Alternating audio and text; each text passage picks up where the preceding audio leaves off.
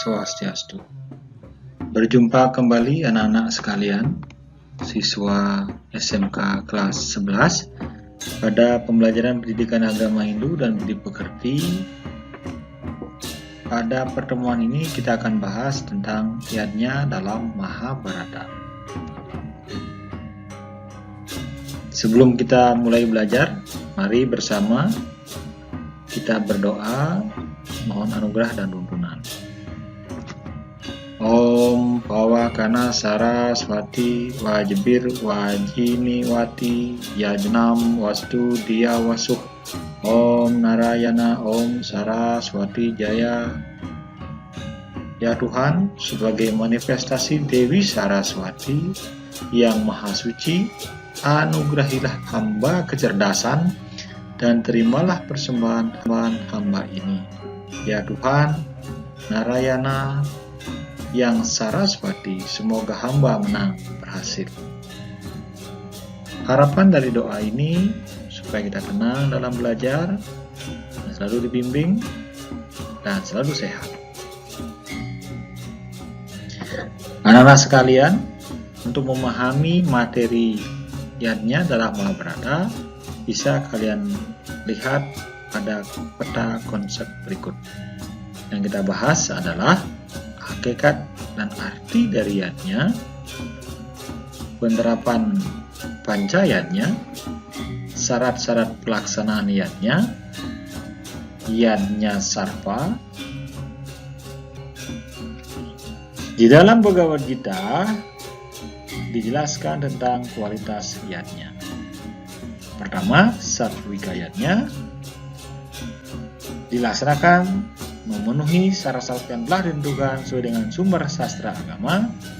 Rajasika yadnya yang patut dihindari dan disadari, di mana yadnya dilakukan dengan penuh harapan akan hasil dan dilakukan hanya untuk pamer saja.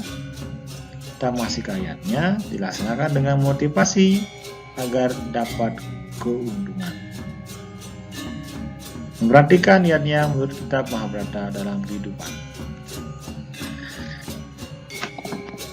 Baik anak-anak sekalian, di dalam pelaksanaan yadnya menurut konsep Mahabharata, di mana yadnya pada zaman dahulu atau disebut dengan daksina dan pemimpin yadnya. Mendengar kata daksina dalam bentuk benak orang Bali yang awam akan terbayang dengan salah satu jahitan yang berbentuk pojong sehingga terbuat dari daun kelapa yang sudah tua. Isinya berupa beras, uang, kelapa, telur itik, dan perlengkapan lainnya. Daksina memiliki simbol-simbol sesajen yang dibuat sebagai tujuan saksian spiritual. Daksina adalah lambang yang guru atau siwa. Karena itu digunakan sebagai saksi dewata dalam setiap upacara. Makna kata daksina secara umum adalah suatu penghormatan dalam bentuk upacara. Dan harta benda atau uang kepada pendeta yang memimpin upacara. Selanjutnya, dalam kisah Mahabharata, setelah perang Bharatayuddha, Sri Krishna menganjurkan kepada para Pandawa untuk menjalankan upacara yadnya disebut dengan Aswamedha yadnya. Upacara Aswamedha ini adalah upacara korban kuda. Fungsi dari upacara ini adalah penyucian secara ritual dari negara Hastinapura dan Indraprastha karena dipandang kotor akibat perang besar berkecamuk atau disebut dengan perang Bharatayuddha.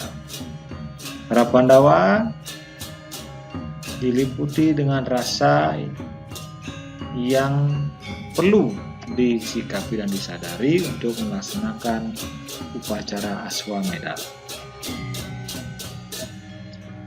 Alasan Sri Krishna di bawah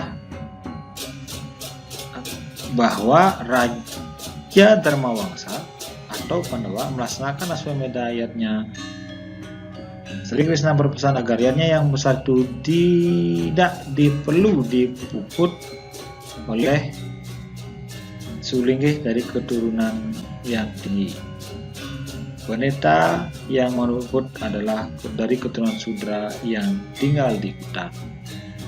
Setelah memenuhi apa yang dicari, maka mengaturkan sembah dari Panca Pandawa, "Sudilah kiranya kamu memimpin upacara agama bernama Yajna, wahai pendeta."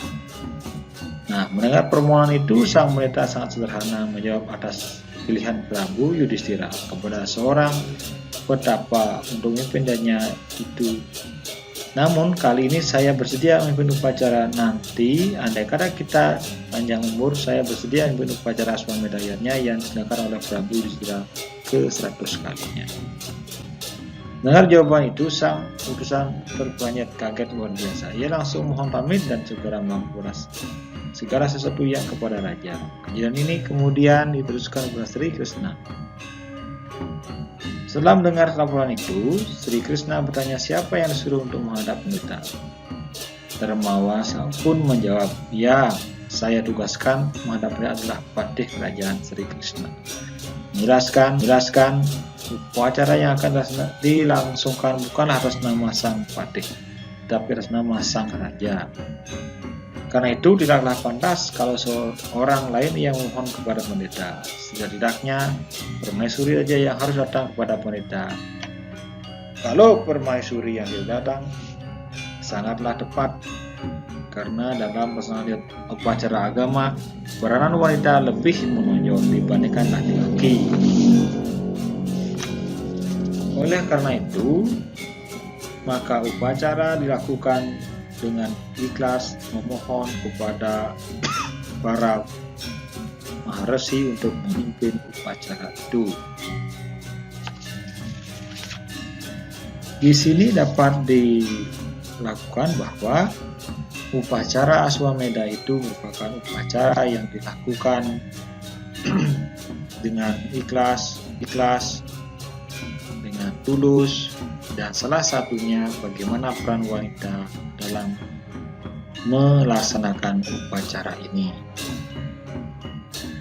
Demikian anak sekalian tentang yajna dalam Mahabharata yang bisa Bapak jelaskan dan semoga bermanfaat.